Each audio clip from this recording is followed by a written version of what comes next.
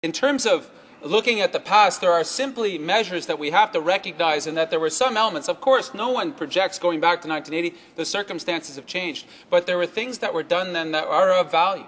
There are things that were done. There's a great story, and I asked the member to take a look at the Lax Kw'alaam. Port Simpson has been running a small community-owned operative, and I wish he would listen to this, that is actually putting 250 people to work on a consistent basis under the principle that we don't waste a stick of wood.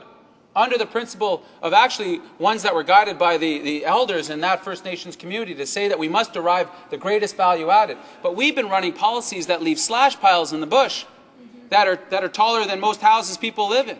And those policies eventually come home to roost, that we can't have these inefficiencies, that we have to look at completely new models of financing, and that the large conglomerate, highly leveraged forestry companies presented a weakness when they were over-dependent on one sector, the U.S. housing market.